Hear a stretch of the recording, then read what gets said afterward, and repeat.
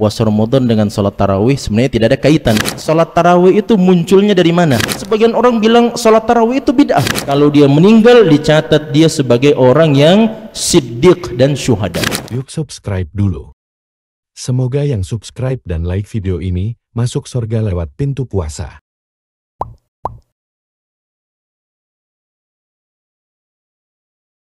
Bismillahirrahmanirrahim. Assalamualaikum warahmatullahi wabarakatuh. Alhamdulillah wassalatu wassalamu ala Rasulillah wa ala alihi wa sahbihi wa man walah, amma ba'd. Ikhwas sekalian yang dirahmati Allah Subhanahu wa taala. Alhamdulillah pada kesempatan siang hari ini kita bisa sama-sama duduk bermajlis, sama-sama mempelajari ajaran Rasulullah SAW, syariat Allah Subhanahu wa ta'ala, secara khusus dalam pembahasan yang pertama siang hari ini berkenaan dengan fikih solat tarawih dan keutamaan solat tarawih itu sendiri. Ini ada tampilan slide-nya di belakang, bisa disimak. Kalau ada yang luput misalnya, maka bisa dilihat di slide-nya di belakang. Tadi disinggung oleh moderator kita bahwa berkenaan tentang fikih salat tarawih ini kita ingin lebih mengetahui tentang cerita di balik pensyariatan salat tarawih, karena kita tahu bahwa salat tarawih ini mungkin kita bisa katakan bisa disebut sebagai salah satu di antara kenangan yang indah ketika kita masih kecil-kecil dulu.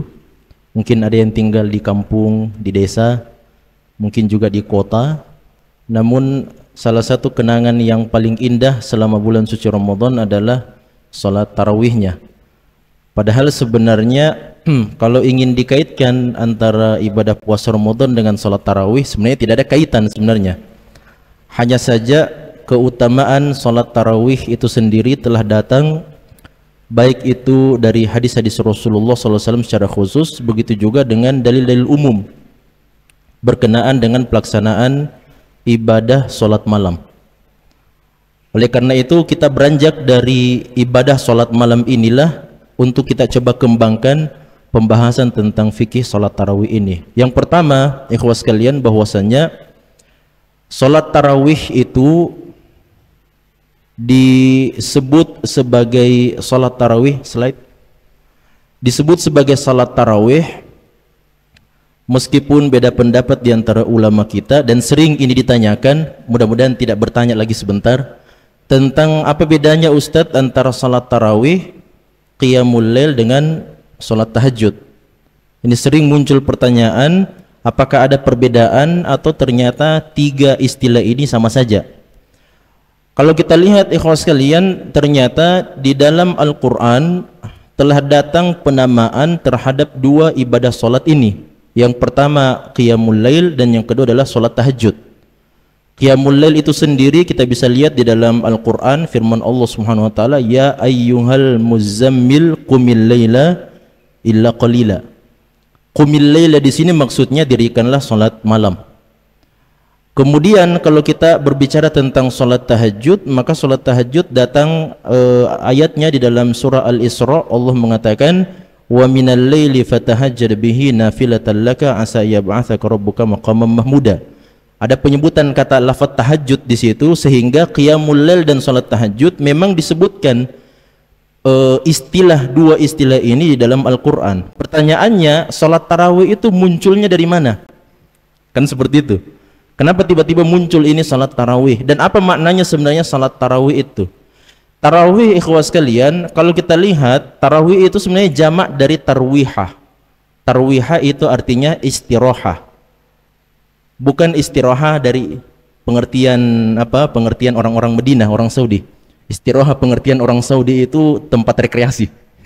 Istirahah maksudnya di sini secara bahasa artinya ketika jamaah atau imam itu berhenti atau beristirahat setelah mengerjakan 4 rakaat pertama, maka biasanya istirahat. Nah, kalau kita sholatnya yang agak-agak panjang, seperti misalnya jamaah yang suka ikut sholat 1 juz 1 malam, sholat tarawih, maka biasanya diberikan jeda itu agak cukup panjang antara rakaat yang keempat atau 4 rakaat pertama dengan 4 rakaat yang kedua. Itu ada jeda, sedikit kita beristirahat di situ untuk kemudian kita luruskan kaki dan sebagainya. Kadang kita makan kurma dan seterusnya. Namun kalau di masjid di luar sana itu kan tidak ada biasanya. Biasanya antara 2 rakaat ke 2 rakaat yang berikutnya itu cuma ada bacaan-bacaan dan seterusnya. Biasanya seperti itu. Namun kalau kita lihat berdasarkan hadis Nabi SAW disebutkan oleh Imam Al-Baihaqi dalam Sunan Kubra beliau dari Aisyah radhiyallahu taala anha. Beliau mengatakan, "Kana Rasulullah sallallahu alaihi wasallam yusalli 4 raka'atin fil lail." Nabi itu mengerjakan salat 4 rakaat di malam hari. Tsumma yatarawwah. Nah, di sini dia lafadznya. Tsumma yatarawwah. Kemudian beliau beristirahat. Kemudian kata Aisyah, "Fa atala hatta rahimtuhu fa qultu bi abi anta wa ummi." Kemudian setelah Nabi beristirahat, Nabi berdiri lagi 4 rakaat berikutnya dengan panjang dan lamanya beliau berdiri mengerjakan sholat malam beliau itu. Kemudian kata Aisyah, sampai saya merasa kasihan melihat Nabi SAW. Dalam riwayat yang lain kan disebutkan sampai kedua tumit Rasulullah SAW itu bengkak karena terlalu lamanya beliau berdiri dalam sholat malam. Makanya beliau mengatakan, "Ya Rasulullah, bukankah dosa-dosa anda telah diampuni oleh Allah SWT? Kenapa harus sholat sampai seperti ini?" Kata Nabi, "Afala akuna abdan syakura." Apakah saya tidak pantas menjadi hamba yang pandai bersyukur? Syahidnya di sini ketika riwayat ini disebutkan oleh Imam Al-Baihaqi dalam Sunan Kubra, beliau mengatakan begini, "Tafarrada bihil Mughirah bin Ziyad." Mughirah bin Ziyad bersendiri dalam meriwayatkan hadis ini. Sedangkan beliau walaysa bil qawi. Orang ini Al-Mughirah bin Ziyad ini bukan perawi yang kuat. Artinya Imam Al-Baihaqi sendiri melemahkan riwayat ini.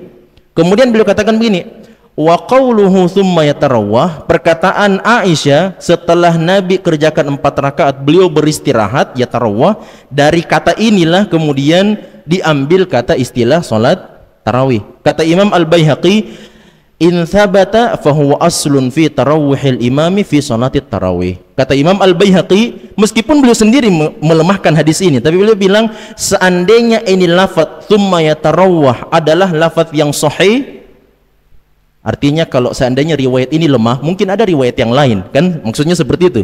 Kalau seandainya ini adalah lafaz yang sahih, maka hadis ini adalah dalil yang menunjukkan bahwa salat tarawih itu di dalam hadis Nabi SAW memiliki asar dan dasar.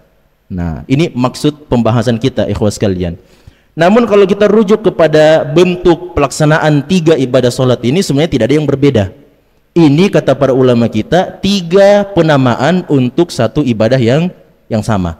Salat tarawih itu juga salat malam. Qiyamul lail itu juga salat malam. Salat tahajud itu juga salat malam. Bedanya ikhwas sekalian, kalau dia salat tarawih, sebagian ulama mengatakan kalau dia salat tarawih maka dia adalah salat malam yang dikerjakan di dalam bulan Ramadan.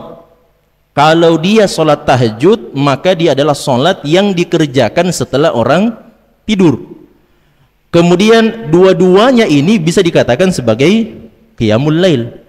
Artinya tidak ada perbedaan sebenarnya. Dalam riwayat Aisyah yang sahih juga dikatakan Nabi itu tidak pernah menambah jumlah rakaat salat malam beliau, baik dalam Ramadan atau di luar Ramadan.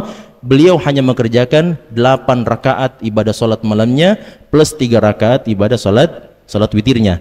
Artinya antara salat tarawih yang dikerjakan dalam bulan Ramadan dengan qiyamul lail atau salat tahajud yang dikerjakan oleh Nabi di setiap malamnya, kata Aisyah radhiyallahu taala anha, itu tidak ada bedanya, sama saja. Nah, hanya saja disebut sebagai salat tarawih itu tadi dia pembahasannya berdasarkan riwayat yang disebut oleh Imam Al-Baihaqi. Kemudian kalau kita lihat dasar pensyariatan salat tarawih, sebagian ustadz, sebagian orang bilang salat tarawih itu bid'ah. Ya bid'ah. Kenapa? Karena tidak pernah dikerjakan sama Nabi Shallallahu Alaihi Wasallam. Salat tarawih itu nanti dikerjakan oleh siapa? Umar bin Khattab radhiyallahu taala anhu. Dan itu riwayat memang jelas, riwayatnya sahih diriwayatkan oleh Abdurrahman ibnu Abdin Al-Qari. di mana beliau jalan bersama Umar bin Khattab. Kemudian ini kita simpan riwayat ini sebentar di akhir lah. Cuman yang kita ingin sampaikan di sini bahwa kalau kita rujuk kepada kitabnya Syekh Al-Albani rahimahullah taala, beliau punya kitab namanya Shalatut Tarawih. Kalau kita rujuk di awal pembahasan, beliau sudah menjelaskan itu panjang lebar tentang pensyariatan atau hadis-hadis yang menjelaskan disyariatkannya salat tarawih itu. Di dalamnya ada hadis qauli Nabi sallallahu alaihi wasallam, perkataan Nabi sallallahu alaihi wasallam, kemudian ada hadis fi'li Nabi sallallahu alaihi wasallam, perbuatan Nabi. Di dalamnya bahkan ada takrirnya Nabi sallallahu alaihi wasallam, penetapan Nabi terhadap perbuatan para sahabat. Saya coba secara ringkas karena waktu yang membatasi ini.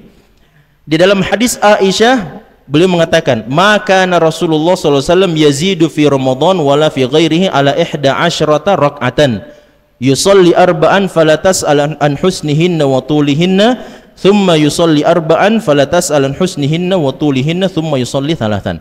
Kata Aisyah, Nabi itu mengerjakan ibadah salat malam, beliau mengerjakannya baik dalam bulan Ramadan atau di luar Ramadan dikerjakan 11 rakaat saja. Cuman 11 rakaat. Nabi mengerjakan 4 rakaat terlebih dahulu, jangan ditanyakan tentang bagus dan panjangnya salat Nabi. Kemudian setelah itu beliau kerjakan 4 rakaat lagi, jangan tanyakan tentang bagus dan panjangnya salat Nabi.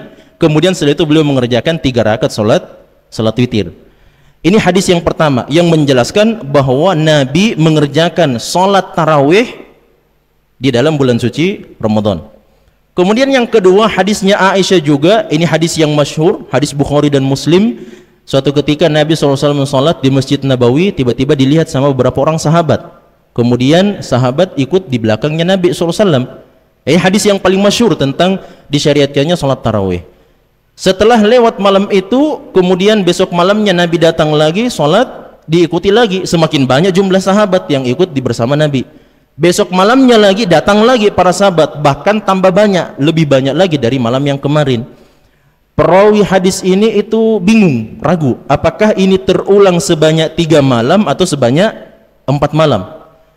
Intinya ikhwas sekalian, ketika Nabi SAW ditunggu pada malam berikutnya, ternyata Nabi tidak keluar lagi. Sampai para sahabat sudah menunggu-nunggu, ternyata besok paginya baru beliau keluar. Melaksanakan sholat subuh, mengimami para sahabat. Nabi kemudian mengatakan, saya tahu perbuatan kalian semalam, artinya Nabi tahu sebenarnya kalian menunggu-nunggu saya untuk keluar. Cuman kata Nabi SAW, seandainya bukan karena kekhawatiran saya diwajibkan ini sholat tarawih, maka saya akan imami kalian sampai selesai Ramadan. Au kama qala. Artinya apa ya kawan sekalian? Ini riwayat menjelaskan bahwa Nabi sendiri mengerjakan sholat tarawih secara berjamaah. Cuman karena khawatir kalau terus dikerjakan sama Nabi bersama para sahabat, nanti ada kewajiban. Kalau begitu ada kewajiban, turun kewajiban karena wahyu masih diturunkan oleh Allah subhanahu wa ta'ala. Akhirnya Nabi SAW putuskan itu. Cuman di sini pertanyaannya, apakah Nabi melarang para sahabat mengerjakan sholat tarawih? Jawabannya tidak. Makanya dalam hadis yang lain ikhwas sekalian, hadis Nu'man bin Bashir, bukan. Di sini di dalam hadisnya, dalam hadis yang hasan diriwayatkan oleh Al-Baihaqi, Nabi SAW suatu ketika keluar di satu malam dari malam-malam Ramadan. Kemudian beliau melihat di sudut Masjid Nabawi ada beberapa orang yang melaksanakan sholat berjamaah. Maka ditanya sama Nabi, apa yang mereka lakukan itu? Maka sahabat yang lain mengatakan, mereka mengerjakan ibadah sholat. Ma yasna'u haula, qala qail ya Rasul haula inasun laisa ma'ahum Qur'anun wa Ubay bin Ka'ab yaqra'u wa hum ma'ahu yusalluna bi salatihi. Kata sahabat ketika ditanya sama Nabi, apa yang mereka lakukan itu? Sahabat mengatakan, ya Rasulullah, mereka itu yang jadi makmum, mereka itu orang-orang yang tidak terlalu banyak hafalannya, model-model kita lah ya, model-model kita yang sedikit hafalan Qur'annya. Akhirnya diimami oleh siapa? Ubay bin Ka'ab. Ubay bin Ka'ab Sayyidul Qurra, diimami oleh Ubay bin Ka'ab. Maka apa kata Nabi SAW? Qad ahsanu au qad asabu walam yakrah dzalika minhum. Kata Syekh Al-Albani, hadis ini adalah bentuk hadis penetapan terhadap perbuatannya para sahabat ketika mereka mengerjakan salat malam secara berjamaah di masanya Nabi Muhammad SAW. Makanya kalau ada yang bilang Nabi tidak pernah mengerjakan salat tarawih, jawabannya tidak. Nabi mengerjakannya secara sendiri, secara berjamaah, meskipun beliau putuskan itu secara berjamaah karena khawatir nanti diwajibkan. Kemudian Nabi juga menetapkan perbuatan para sahabat. Artinya ikhwan sekalian, ketika Nabi tidak lagi mengerjakan secara berjamaah terus menerus bersama para sahabat, bukan berarti para sahabat tidak kerjakan. Tidak, bahkan para sahabat terus mengerjakan itu, tetap terus dikerjakan oleh para sahabat, meskipun tidak sebagaimana pengerjaan Nabi kita Muhammad SAW, yang mana beliau mengimami kemudian diikuti oleh seluruh sahabat. Nah, makanya kita kembali ke ceritanya Umar bin Khattab. Sejak zaman itu sampai kepada masa Umar bin Khattab radhiyallahu ta'ala anhu, manusia para sahabat mengerjakan sholat tarawih di bulan Ramadan auza'an mutafarriqin. Dalam riwayat itu disebutkan begitu, berpisah-pisah dan terpecah-pecah. Sebagian ada yang sholat sendiri di Masjid Nabawi, sebagian ada yang mengimami 2 orang, ada yang mengimami 3 orang, ada yang mengimami jamaah lebih banyak. Maka Umar bin Khattab lewat di satu malam bersama Abdurrahman bin Abdin Al-Qari. Kemudian Umar mengatakan, sungguh saya sangat menginginkan kalau seandainya saya bisa mengumpulkan semua sahabat Nabi SAW untuk diimami oleh satu imam yang sama, yaitu Ubay bin Ka'ab radhiyallahu ta'ala anhu sebagai Sayyidul Qurra. Maka beliau kemudian berazam, bertekad, ternyata beliau berhasil mengumpulkan semua sahabat, diyakinkan dan dibuat qanaah semua sahabat untuk dipimpin oleh siapa? Ubay bin Ka'ab radhiyallahu ta'ala anhu. Maka jadilah ketika beliau keluar dan melihat Ubay bin Ka'ab memimpin para sahabat mengerjakan sholat tarawih, nah kemudian Umar mengatakan, ni'mal bid'atu hadhihi, inilah sebaik-baik bid'ah. Bid'ah dari sisi bahasa, bukan dari sisi syariat. Bid'ah dari sisi bahasanya, bahwa ini adalah amalan yang baru kembali bisa dilakukan setelah dahulu Nabi SAW pernah kerjakan itu, kemudian diputus sama Nabi SAW. Akhirnya baru bisa terlaksana kembali ini. Para jamaah, para sahabat melaksanakan sholat tarawih yang tadinya terpecah-pecah dalam banyak jamaah, semuanya berkumpul di bawah kepemimpinan imamah Ubay bin Ka'ab sebagai pengganti Nabi SAW di masa Khulafaur Rasyidin atau di masa Umar bin Khattab radhiyallahu ta'ala anhu. Nah, ikhwan sekalian dirahmati Allah, ini dari sisi dalil pensyariatan ibadah sholat tarawih. Sekarang kita lihat jumlah, tinggal berapa menit, Ustaz? Ya, 5 menit lagi, Masya Allah. Kita lihat jumlah rakaat sholat tarawih. Slide berikutnya. Berdasarkan hadis Aisyah, maka jumlah sholat tarawih Nabi SAW itu tidak pernah lebih dari 11 rakaat. Ya, cuman kita harus jujur ya kawan sekalian, bahwa dalam hadis yang lain, dalam riwayat yang lain disebutkan Nabi pernah mengerjakan sholat malam sebanyak 13 rakaat. Namun kata ulama kita, boleh jadi itu dihitung 13 rakaat itu dimasukkan di dalamnya 2 rakaat ringan yang dikerjakan oleh Nabi SAW ketika beliau baru bangun tidur, atau dihitung 2 rakaat sholat sunnah fajar atau sholat sunnah subuh. Makanya dihitung sama sahabat yang lihat, oh ternyata Nabi sholat malamnya berapa? 13 rakaat. 8 rakaat itu sholat malam, 3 rakaat itu sholat witirnya, berarti 11, ditambah 2 rakaat itu sholat sunnah sebelum fajar atau sholat sunnah subuh. Makanya dihitung sama sebagian sahabat 13 rakaat.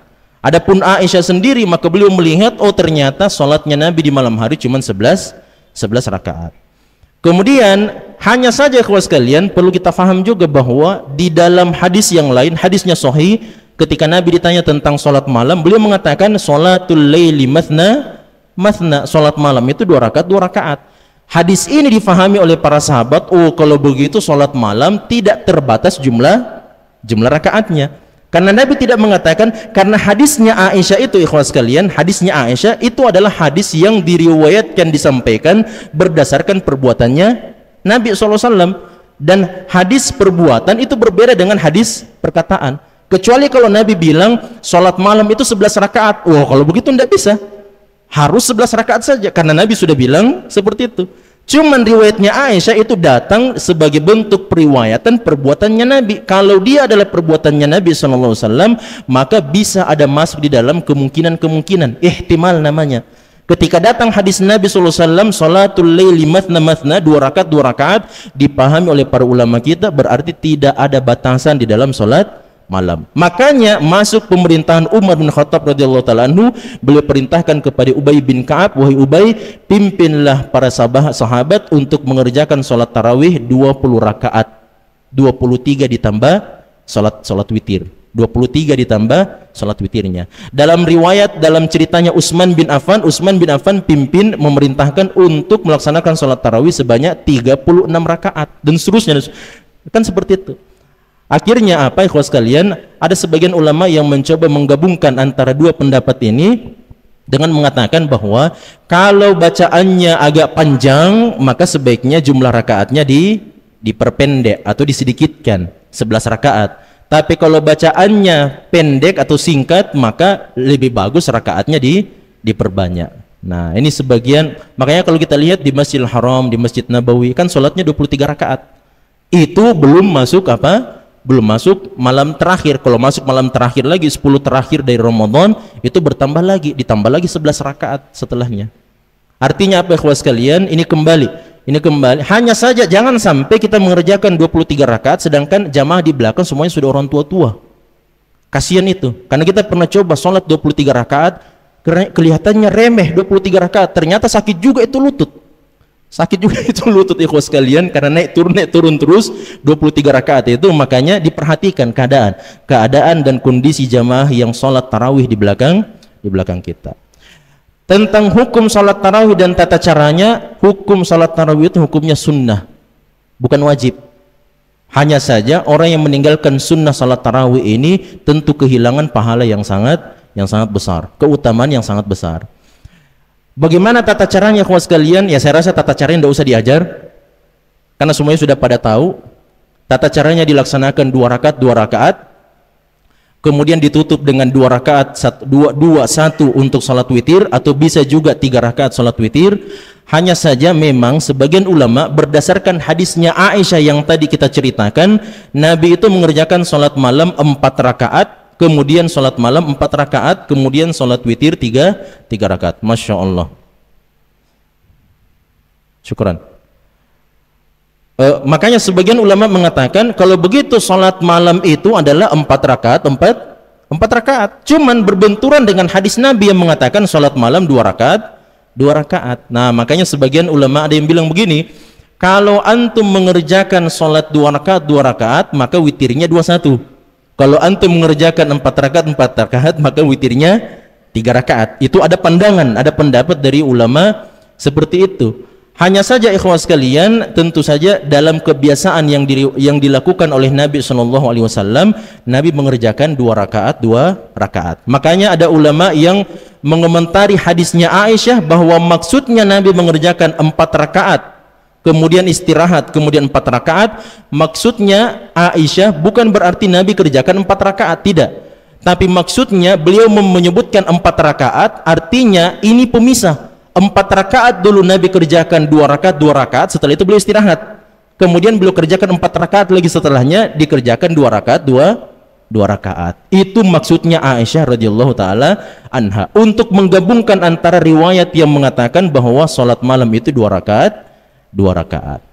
Kemudian ikhwan sekalian, bacaan dalam salat tarawih, tentu saja yang paling afdol sebagaimana hadis Nabi yang sahih, afdalus salati tul qunut, sebaik-baik seafdol-afdolnya ibadah salat itu adalah salat yang paling panjang, paling lama berdirinya. Makanya namun ini tentu saja kembali kepada keadaan, kondisi seperti yang tadi kita bilang. Kalau jamaahnya orang-orang tua, bukan berarti dikasih pendek-pendek. Jangan sampai orang tua tapi semangatnya seperti Umar bin Khattab, wah mungkin boleh jadi. Ya, jadi kita kasih panjang langsung 1 juz kalau begitu, meskipun sudah tua-tua. Ya, karena kan ada yang begitu, yang sudah tua-tua, sudah dekat-dekat dengan kematian, semakin bersemangat. Ada yang muda-muda, model-model kita ini malas-malas beribadah karena menurutnya terlalu jauh. Kematian itu innahum yarawnahu ba'ida wa narahu qariba. Mereka melihat kematian itu dekat dan jauh, sedangkan Allah melihat kematian itu sangat dekat. Kemudian ikhwan sekalian, terakhir keutamaan salat tarawih ada 3. Yang pertama, hadis Nabi SAW, man qama ramadhana imanan wa ihtisaban ghufira lahu ma taqaddama min dhanbi. Siapa yang kerjakan salat tarawih karena iman dan mengharapkan ganjaran pahala dari Allah, diampuni dosa-dosanya yang lalu. Yang dimaksud dengan dosa-dosa di sini adalah dosa-dosa kecil. Hanya saja sebagian ulama bilang begini, sebagian ulama bahkan mengatakan masuk juga di dalamnya dosa besar. Tapi Imam Nawawi mengatakan sebagaimana dalil-dalil yang kita fahami bahwa yang dimaksud dengan diampuninya dosa berdasarkan karena amalan kebaikan kesolehan kita adalah dosa-dosa kecil. Tapi Imam Nawawi mengatakan kalau seandainya ada orang yang tidak ada dosa-dosa kecilnya, seandainya ada orang yang tidak ada dosa-dosa kecilnya, dia pernah berbuat dosa besar di masa lalu, belum sempat bertobat dari dosa besarnya, maka harapannya mudah-mudahan dosa besarnya itu diampuni oleh amalan-amalan kebaikan yang dilakukan. Salah satunya adalah salat tarawih.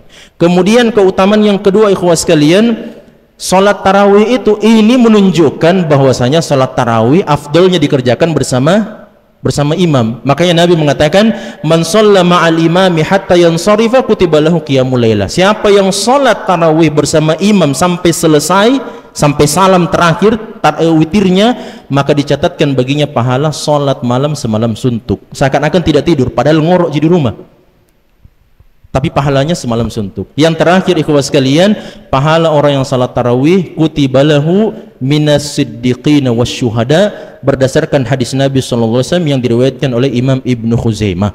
Allah catatkan bagi mereka yang mengerjakan salat, yang mengerjakan ibadah salat 5 waktu, kemudian mengerjakan ibadah puasa di bulan Ramadan, mengerjakan qiyam Ramadan, serta memberikan harta zakat.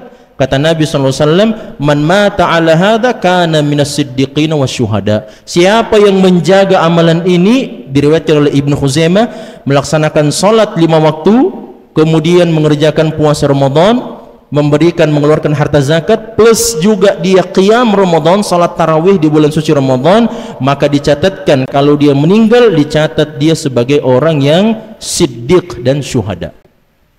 Ini 3 keutamaan dari salat tarawih. Mudah-mudahan Allah berikan semuanya kepada kita. Wallahu ta'ala a'lam.